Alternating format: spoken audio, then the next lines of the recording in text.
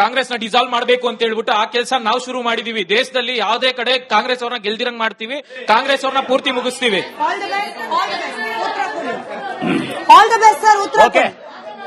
ಮೊದಲನೇದಾಗಿ ನಾನು ಹೇಳಿದ್ದನ್ನ ಅವರು ಸರಿಯಾಗಿ ಕೇಳಿಸ್ಕೊಂಡಿಲ್ಲ.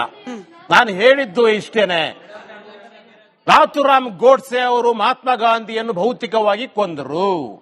ಕಾಂಗ್ರೆಸ್ನವರು ಆ ನಂತರ ಅವರ ಹೆಸರನ್ನು ಮಾತ್ರ ಬಳಸಿಕೊಂಡ್ರು, ಅವರ ತತ್ವವನ್ನ ಬಿಟ್ಟಾಕಿದ್ರು. ಇದನ್ನೇ ತಾನೇ ನಾನು ಹೇಳಿದ್ದು. ಅರ್ಥ ಮಾಡ್ಕೊಳ್ಳಿ, ಯಾವತ್ತೂ ಸಹಿತ ಮಹಾತ್ಮ ಗಾಂಧಿ ಅವರು ಇಲ್ಲ ಅಂತಂದ್ರೆ ನಮ್ಮ ದೇಶ ಇಲ್ಲ, ಅಂಬೇಡ್ಕರ್ ಇಲ್ಲ ಅಂದ್ರೆ ದೇಶನೂ ಇಲ್ಲ. ಅರ್ಥ ಮಾಡ್ಕೊಳ್ಳಿ. ಒಂದ್ ನಿಮಿಷ ಇರಿ ಸರ್, ದಯವಿಟ್ಟು ಗಾಂಧಿ ಮತ್ತು ಅಂಬೇಡ್ಕರ್ ಅವರನ್ನ ಎದುರು ಬದುರಾಗಿ ನಿಲ್ಲಿಸುವುದು ಬೇಡ. ಈ ದೇಶಕ್ಕೆ ಗಾಂಧಿ ಅವರ ಕೊಡುಗೆ ಇದೆ, ಅಂಬೇಡ್ಕರ್ ಅವರ ಕೊಡುಗೆನೂ ಇದೆ. ಒಂದ್ ನಿಮಿಷ ಇರಿ ಸರ್, ಅರ್ಥ ಮಾಡ್ಕೊಳ್ಳಿ.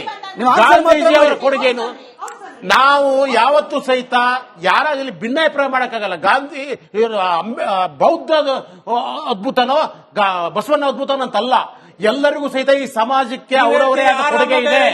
ಗಾಂಧಿಯವರು ಹೇಳ್ತಾ ಇದ್ದೀನಿ ಕೇಳಿ, ಗಾಂಧೀಜಿ ಅಂತಾರಲ್ಲ, ಹೌದೌದು, ನಿಮ್ಮ ರಾಮನೇ ಬೇರೆ. ಅರ್ಥ ಮಾಡ್ಕೊಳ್ಳಿ,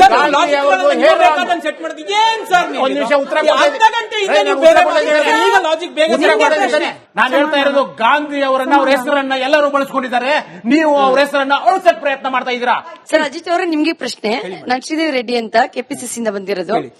ಸರ್, ನರೇಗಾ ಅನ್ನೋದು 20 ವರ್ಷದಿಂದ ಗಾಂಧೀಜಿಯವ್ರ ಹೆಸರು ಇಟ್ಕೊಂಡು ನಡೆಸ್ತಾ ಇರೋದು. ಇದು ಗ್ರಾಮೀಣ ಅದು ಎಲ್ಲಾ ಕಡೆಯಿಂದ ಎಲ್ಲಾರ್ಗು ಉಪಯೋಗ ಆಗ್ಲಿ ಅಂತ. ಅದ ತಿದ್ದುಪಡಿ ಮಾಡ್ಬೇಕು ಅಂತ ಮೋದಿಜಿಯವ್ರಿಗೆ ಯಾಕೆ ಮೈಂಡ್ ಬಂತದು? ಇದು ಬಹಳ ಫಾದರ್ ಆಫ್ ನೇಷನ್ ನಿಮಗೂ ಒಂದ್ ನಿಮಿಷ ಸರ್, ಒಂದ್ ನಿಮಿಷ, ನನ್ ಪ್ರಶ್ನೆ ಇದೆ. ಫಾದರ್ ಆಫ್ ನೇಷನ್ ಇವಾಗ ಫ್ರೀಡಮ್ ಫೈಟಿಂಗ್ ಮಾಡ್ಬೇಕಾದಾಗ ಎಲ್ಲಾರು ಒಂದೇ ಅಲ್ವಾ? ಎಲ್ಲಾರು ಫಾದರ್ ಆಫ್ ನೇಷನ್ ಅಂತ ತಿಳ್ಕೊಂಡು ಎಲ್ಲಾರು ಒಂದ್ ನಿಮಿಷ ಸರ್, ಒಂದ್ ನಿಮಿಷ, ನೀವು ರೆಸ್ಪೆಕ್ಟ್ ಮಾಡ್ತೀನಿ. ಗಾಂಧೀಜಿಯವರು ಎಲ್ಲದಕ್ಕೂ ಫಾದರ್ ಆಫ್ ನೇಷನ್ ಆದಾಗ ನಿಮ್ಗೂ ಫಾದರ್ ಆಫ್ ನೇಷನ್, ನಮ್ಗೂ ಫಾದರ್ ಆಫ್ ನೇಷನ್.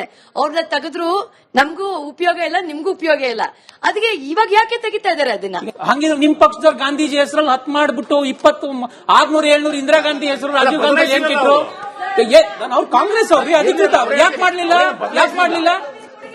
ಅಲ್ಲಿ ಏನ್ ಗಾಂಧೀಜಿಗಿಂತ ಜಾಸ್ತಿ ನಿಮ್ ಇಂದಿರಾ ಗಾಂಧಿ ರಾಜೀವ್ ಗಾಂಧಿ ಕೊಡುಗೆ ಇದೆಯಾ? ಗಾಂಧೀಜಿ ರಾಷ್ಟ್ರ ಫಾದರ್ ಆಫ್ ನೇಷನ್ ಅಂತ ಎದೆ ತಟ್ಕೊಂಡು ಹೇಳ್ತೀರಿ, ಅವ್ರ ಹೆಸರಲ್ಲಿ ಒಂದು 10 ಯೋಜನೆ ಮಾಡಕ್ಕಾಗ್ಲಿಲ್ಲ. ರಾಜೀವ್ ಗಾಂಧಿ ಇಂದಿರಾ ಗಾಂಧಿ ಹೆಸರು ಕೊಡುಗೆ ಇದೆ, ಅದ್ರ ಹೆಸರು ಮಾಡಕ್ಕಾಗಲ್ಲ. ಕಾಂಗ್ರೆಸ್ ಕಾಲದಲ್ಲಿ 2001ರಿಂದ 2014 ತನಕ ಕಾಂಗ್ರೆಸ್ ಈ ಮನ್ರೇಗಾ ನರೇಗಾ ಇದೇನ್ ಮಾಡ್ಕೊಂಡು ಬಂತಲ್ಲ, ಆ ಯೋಜನೆಗಳಲ್ಲಿ ಮಾಡಿದ ಭ್ರಷ್ಟಾಚಾರದ ಪ್ರಮಾಣ ಹೇಗಿತ್ತಂದ್ರೆ, ನೀವು ಆಧಾರ್ ಅನ್ನ ನಿಮ್ಮ ಲೇಬರ್ ಕಾರ್ಡ್ ಲಿಂಕ್ ಮಾಡಿದಾಗ 73 ಲಕ್ಷ ಜನ ಅಷ್ಟೇ ಸಿಕ್ಕಿದ್ದು ಅಥೆಂಟಿಕ್, ಅಂದ್ರೆ ಅಧಿಕೃತವಾಗಿ ಇರುವಂತಹ ವ್ಯಕ್ತಿ. ಉಳಿದಿದ್ದೆಲ್ಲವೂ ಬೇನಾಮಿಯೇ. ನಿಮ್ದೇ ರಾಜೀವ್ ಗಾಂಧಿ ಹೇಳ್ತಾ ಇದ್ರಲ್ಲ ಮೇಡಮ್, ನಿಮ್ ಪ್ರಧಾನಿಯವರೇ, ನಾನು 100 ರೂಪಾಯಿ ಕೊಟ್ರೆ 10 ರೂಪಾಯಿ ಮಾತ್ರ ಕೇಳ್ತಾ ಇದ್ರ ರಾಜೀವ್ ಗಾಂಧಿ. ಅದೇ ತರ ಅಕ್ಷರಶಃ ಹಾಗೆ ಆಗ್ತಾ ಇತ್ತು. ಬರೇ 70 ಲಕ್ಷ. ಅದೇ 2014 ಮೇಲೆ ಮೋದಿ ಸರ್ಕಾರ ಬಂದಾಗ 12.5 ಕೋಟಿ ಅಧಿಕೃತ ಬಡವರಿಗೆ ಹೋಯ್ತದು. ಅಧಿಕೃತ ವಿತ್ ಆಧಾರ್ ನೀವು ಆರ್ಟಿಐ ಆಗಿ ತಗೊಳ್ಳಿ. ನಾನು ಮಾತು ನಮ್ದೇ ಇದ್ರೆ ನೀವು ಆರ್ಟಿಐ ಆಗಿ ತಗೊಳ್ಳಿ, ಕೇಂದ್ರ ಸರ್ಕಾರದಿಂದ ತಗೊಳ್ಳಿ, ನೀವು ಆರ್ಟಿಐ ಹಾಕಿ.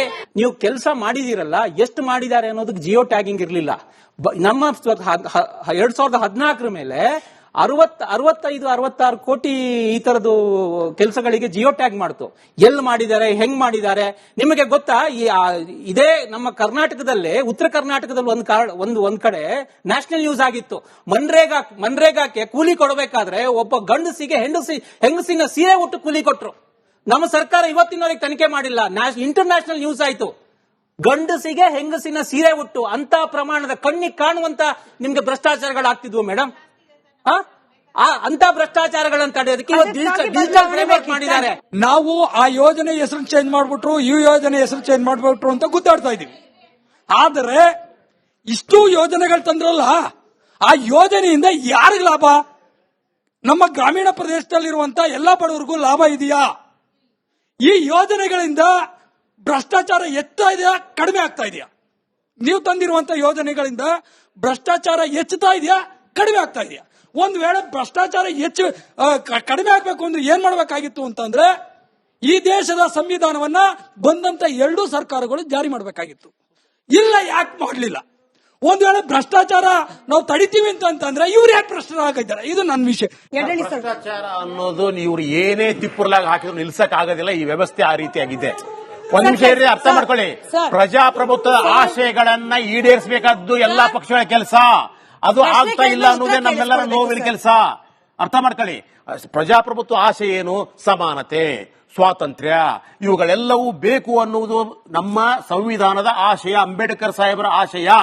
ಅದನ್ನು ನೆರವೇರಿಸಲಿಕ್ಕೆ ಇವು ಅನುಷ್ಠಾನ ಮಾಡಲಿಕ್ಕೆ ಇರತಕ್ಕಂತ ಪಕ್ಷಗಳು ಅವುಗಳು ಯಾವ ಮಾಡ್ತಾ ಇಲ್ಲ ಅನ್ನುವ ನೋವು ನಿಮ್ಮದು, ಆ ನೋವು ನನ್ನದು ಸಹಿತ. ಸೊ ಆದ್ದರಿಂದ ಇಲ್ಲಿರ್ತಕ್ಕಂಥದ್ದು ಏನು, ಈ ಉದ್ದೇಶ ಇಷ್ಟೇ. ನರೇಗಾ, ಮನ್ರೇಗಾ ಇದನ್ನ ಹೆಸರು ಬದಲಾಯಿಸಿದ ಉದ್ದೇಶ ಏನಂದ್ರೆ, ಹೆಸರು ಬದಲಾಯಿಸಿದ್ದಕ್ಕೆ ನಿಮ್ಮೆಲ್ಲರ ಗಮನವನ್ನ ಆ ಕಡೆ ಸೆಳೀತಾ ಇದ್ದಾರೆ. ಆದ್ರೆ ಇಲ್ಲಿ ಆಗಿರ್ತಕ್ಕಂಥದ್ದೇ ಬೇರೆ. ಇವಾಗ ಹೇಳ್ತಾ ಇದ್ದೀನಿ, ಪಶ್ಚಿಮ ಬಂಗಾಳದಲ್ಲಿ ಭ್ರಷ್ಟಾಚಾರ ಮಾಡಿದ್ರು ಅಂತ ಇಡೀ ಯೋಜನೆ ನಿಲ್ಲಿಸ್ಬಿಟ್ರು. ಇದು ಸಹಿತ ಕೇಂದ್ರ ಸರ್ಕಾರದ ವಿವೇಚನೆ ಮೇಲೆ ಅನುದಾನ ಬಿಡುಗಡೆ ಆಗಬೇಕು ಅಂತಿದೆ ಇವಾಗ. ಅದರರ್ಥ ನಾಳೆ ಕರ್ನಾಟಕದಲ್ಲಿ ಏನಾದ್ರೂ ನಮ್ಮ ಬೇರೆ ಬಿಜೆಪಿಯೇತರ ಪಕ್ಷ ಇದ್ರೆ ಇಲ್ಲಿ ಭ್ರಷ್ಟಾಚಾರ ಆಗ್ತಾ ಇದೆ, ಆದ್ರಿಂದ ಈ ಯೋಜನೆ ನಿಲ್ಲಿಸ್ಬಿಡ್ತೀನಿ. ನಮಸ್ಕಾರ, ನನ್ನ ಹೆಸರು ಚಾರ್ಲ್ಸ್ ಅಂತ, ನಾನು ಅಂಬೇಡ್ಕರ್ವಾದಿ. ನಂದು ಪ್ರಶ್ನೆ ಬರೀ ಈ ರಾಜಕೀಯ ಕಾರಣ ಇಬ್ರಿಗೂ, ಕಾಂಗ್ರೆಸ್ಗೂ ಸರಿ ಬಿಜೆಪಿಗೆ, ಬರೀ ಓಟ್ ಮಾತ್ರ ನಾವು ಅಂಬೇಡ್ಕರ್ ಬೇಕು, ದಲಿತರು ಬೇಕು. ಯಾವ್ದಾದ್ರು ಯೋಜನೆಯಲ್ಲಿ ದಲಿತರು, ಕ್ರಿಶ್ಚಿಯನ್ಸ್, ಮುಸ್ಲಿಮ್ಸ್ ಹೆಸರಿಕೆ ನಿಮ್ಗೆ ಧೈರ್ಯ ಇದೆಯಾ? ದಮ್ ಇದೆಯಾ? ಆಗುತ್ತಾ? ಕಾಂಗ್ರೆಸ್ ಅಂಬೇಡ್ಕರ್ ಅವರು ತೀರ್ ಹೋದಾಗ ಅವರು ಹೆಣ ಸುಡೋದಕ್ಕೂ ಜಾಗ ಕೊಡ್ಲಿಲ್ಲ ದೆಹಲಿಯಲ್ಲಿ. ಹೇಳ್ತೀನಿ ಕೇಳಿ ಅಣ್ಣ, ಪೂರ್ತಿ ಪ್ರಶ್ನೆ ಕೇಳಿದ್ಮೇಲೆ ಉತ್ತರ ಕೊಡೋದು. ನಿಮ್ ಪ್ರಶ್ನೆ ನೀವು ತಾಳ್ಮೆಯಿಂದ ಕೇಳಿದ್ದೀನಿ, ಗೌರವದಿಂದ ಕೇಳಿದ್ದೀನಿ. ನನಗೆ ಉತ್ತರ ನೀವು 10 ವಾಕ್ಯದ ಎಸ್ಸೆ 24 ಪ್ರಶ್ನೆ ಕೇಳ್ಬಿಟ್ಟು 1 ವಾಕ್ಯದಲ್ಲಿ ಉತ್ತರ ಕೊಡಿ ಅಂದ್ರೆ ಹೆಂಗೆ ಕೊಡ್ತೀನಿ? ನಾನು ತಾಳ್ಮೆ ಇರಲಿ, ಕೇಳಬೇಕು ಪ್ಲೀಸ್. ಸುಳ್ಳು ಉತ್ತರ ಕೊಡ್ಬಿಡಿ ಪ್ಲೀಸ್. ಈಗ ಸರ್ ಒಂದ್ ನಿಮಿಷ ಈಗ ಇವರೇ ಇದ್ದಾರೆ. ಅಂಬೇಡ್ಕರ್ ಅವ್ರನ್ನ ಕಾಂಗ್ರೆಸ್ ಈ ಚುನಾವಣೆಯಲ್ಲಿ ಸೋಲ್ಸ್ತು, ಅವರ ಅಂತ್ಯ ಸಂಸ್ಕಾರಕ್ಕೆ ಜಾಗ ಕೊಡ್ಲಿಲ್ಲ. ನಾನು ಫ್ಯಾಕ್ಚುಲಿ ಕರೆಕ್ಟ್ ಇದ್ರೆ ಸಾಹೇಬ್ರು ಇದ್ದಾರೆ, ಅವ್ರು ಕರೆಕ್ಟ್ ಮಾಡ್ಲಿಲ್ಲ. ಅರ್ಥ ಆಯ್ತಾ? ಆಮೇಲೆ ಅಂಬೇಡ್ಕರ್ ಅವ್ರು ಹುಟ್ಟಿದ ಊರು, ಹುಟ್ಟಿದ ಮನೆ, ಅವ್ರ ದೆಹಲಿಯಲ್ಲಿದ್ದ ಮನೆ, ಈ ಅವರು ದೀಕ್ಷೆ ತಗೊಂಡ ಜಾಗ, ಬೌದ್ಧ ಧರ್ಮದ್ದು, ಆಮೇಲೆ ಲಂಡನ್ ನಲ್ಲಿ ಅವ್ರು ಏನು ಇದ್ರು, ಆ ಜಾಗಗಳನ್ನೆಲ್ಲ ಪಂಚತೀರ್ಥ ಅಂತ ಅಭಿವೃದ್ಧಿ ಮಾಡಿದ್ದು ಬಿಜೆಪಿ ಸರ್ಕಾರ ಬಂದ ಮೇಲೆ ಮೋದಿ ಅವರು ಮಾಡಿದ್ದು. ಪಂಚತೀರ್ಥ ಅಂದ್ರು, ತೀರ್ಥಕ್ಷೇತ್ರ ಅಂದ್ರು ಅದನ್ನ. ಇಷ್ಟ ಆದ್ಮೇಲೆ ಇವತ್ತು ಬಿಜೆಪಿಯಲ್ಲಿರುವ ಯಾವುದೇ ಯೋಜನೆಗಳನ್ನ ನೀವು ಜಾತಿಯಿಂದಾಗ್ಲಿ, ಧರ್ಮದಿಂದ ಆಗ್ಲಿ, ಅಥವಾ ಇನ್ಯಾವುದೇ ವರ್ಣಾಶ್ರಮ ಅಂತಿರಲ್ಲ, ಇದು ಯಾವುದ್ರಲ್ಲೂ ಭೇದ ಭಾವ ಇಲ್ಲ. ಪ್ರಪಂಚ ಸಂವಿಧಾನ ಅಡಿಯಲ್ಲಿ ಯಾರೆಲ್ಲ ಅದಕ್ಕೆ ಅರ್ಹರೋ ಅವ್ರೆಲ್ಲರಿಗೂ ಎಲ್ಲಾ ಯೋಜನೆಗಳು ಸಿಕ್ಕಿದಾವೆ. ಈಗ ಟಾಯ್ಲೆಟ್ ಕಟ್ಟಿದಾರಲ್ಲ, ಇದರಲ್ಲಿ ಯಾರಿಗೆ ಯಾವ ದಲಿತರಿಗೆ ಡಿನೈ ಮಾಡಿದ್ದಾರೆ, ಯಾವ ಮುಸ್ಲಿಮರಿಗೆ ಡಿಲೇಟ್ ಮಾಡಿದ್ದಾರೆ, ಯಾರಿಗೆ ಹೇಳಿದ್ದಾರೆ? ಯಾರಿಗೆ ಕೊಟ್ಟಿಲ್ಲ? ನರೇಗಾ ಯೋಜನೆಗೆ ಸಂಬಂಧಪಟ್ಟಂಗೆ ಹಳ್ಳಿಗಳಲ್ಲಿ ಬಡವರಿಗೆ